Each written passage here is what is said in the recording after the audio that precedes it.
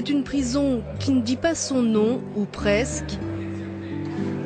Une maison d'arrêt presque idéale, située à Bolat et près de Milan, devenue un véritable modèle dans toute l'Europe, mais qui reste une exception en Italie.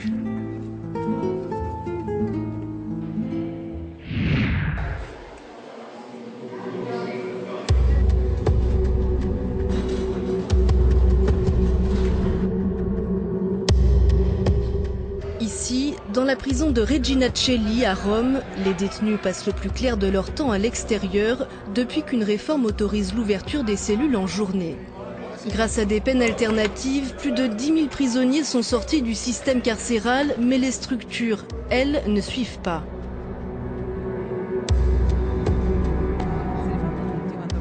Des cas de gale sont apparus dans un secteur qui compte 2 douches pour 72 personnes. Comme nous vivons avec beaucoup de contraintes, tout ce qui serait sans importance dehors devient vital ici. L'attente trop longue à la douche donne tout de suite lieu à une grosse altercation. Donc il y a de la tension. Oui, tout le temps. Mais il y a pire, comme à Côme, dans le nord du pays. Voici les douches. Ici, l'eau s'infiltre partout, une situation insalubre. Regardez les appareils, rien ne fonctionne. La prison date des années 80 et depuis, ces douches n'ont jamais été rénovées. Ça fait déjà 1 an qu'ils nous ont dit qu'ils allaient la repeindre. Mais le pire dans ces cuisines, ce ne sont pas les murs, mais plutôt là où se trouvent les toilettes. Et à Trani, dans cette prison du sud de l'Italie, le WC n'est même plus à l'abri des regards, mais entre la table et la grille d'entrée.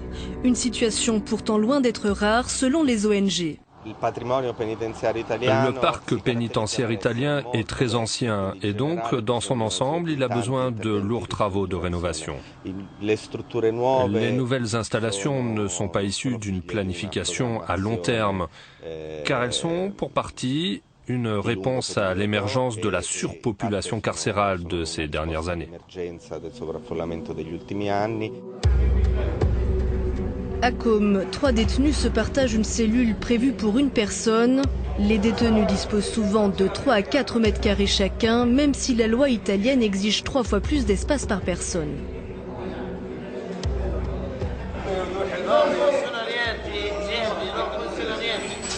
C'est ici que devraient se dérouler les activités de réinsertion.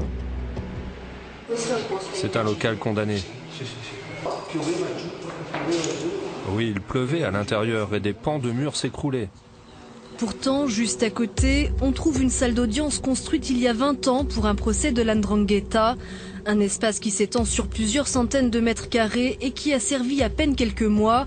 La prison manque cruellement de place, mais les détenus ne peuvent y accéder. Même si des projets sont en cours, l'argent fait défaut pour couvrir les besoins immenses de rénovation. Et pourtant, l'État s'est parfois livré à des gaspillages comme à Spinazzola dans les Pouilles. Cette prison a servi peu de temps avant de fermer ses portes et ce n'est pas la seule. Il venait de dépenser 200 000 € pour améliorer les conditions des détenus, juste avant la fermeture. À 1 millier de kilomètres de là, plus au nord, même scénario à Revere, une prison construite dans les années 2000, jamais achevée, visite en compagnie du maire.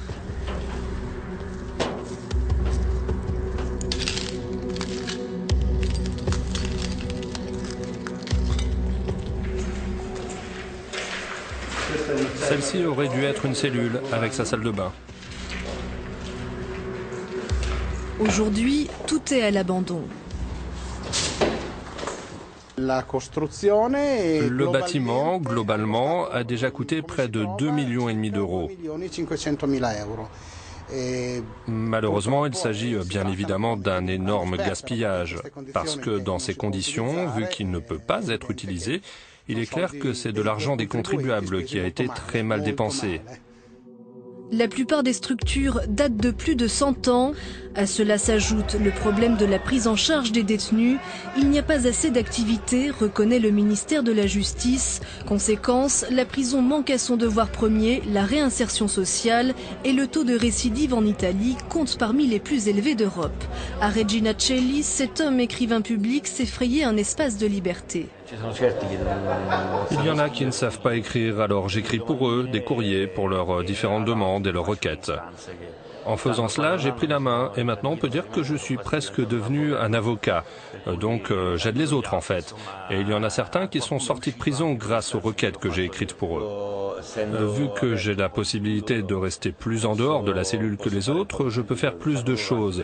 Beaucoup ici restent dans leur cellule toute la journée et ne savent pas quoi faire d'autre. À quelques dizaines de kilomètres de Rome, à Latina, 144 détenus logent dans cette prison dotée pourtant de 76 places selon les normes en vigueur. La directrice a réussi à aménager un modeste gymnase grâce à des dons privés, mais cela reste loin d'être suffisant. L'année dernière, on a reçu 1 000 euros à peu près, 1 070 euros. 1 000 euros pour toute l'année? Oui, pour toute l'année, pour les activités éducatives. Et d'ailleurs, nous devons nous occuper de la réinsertion des détenus. Cela veut dire moins de 10 euros par an pour chaque détenu. Et avec ça, vous devez faire les activités d'éducation et de réinsertion. Oui, c'est pour cette raison que nous avons maintenant recours aux bénévoles. Nous en avons plus de 50 qui nous aident, mais ce n'est pas suffisant. Donc sans bénévoles, vous ne pouvez rien faire? Rien. Malgré les difficultés, de petits miracles se produisent parfois à Latina. Par exemple pour cette détenue qui a appris à lire et à écrire en prison. Je ne savais rien de rien. Et maintenant, avec l'enseignante, j'ai appris. Il a fallu un peu de temps, mais j'ai réussi. Maintenant, vous avez quel diplôme? Le brevet. Oui, il me le donne lundi. Je l'ai dit à ma nièce. Elle m'a répondu, c'est super, c'est la plus belle lettre que tu m'aies écrite, puisque tu l'as écrite avec tes propres mains. Je suis émue car j'y tiens pour mes neveux. On croise aussi des prisonniers âgés, mais leur place est-elle vraiment ici? Si le détenu n'a pas de domicile fixe ou être assigné, il doit rester en prison, faute de structure d'accueil. Nous sommes devenus la poubelle de tout ce qu'on ne veut pas voir dehors. Donc tout ce qu'on ne veut pas voir dehors, on le trouve en prison, forcément. Ce sont les malades mentaux, les personnes âgées, les SDF, toutes les situations un peu critiques.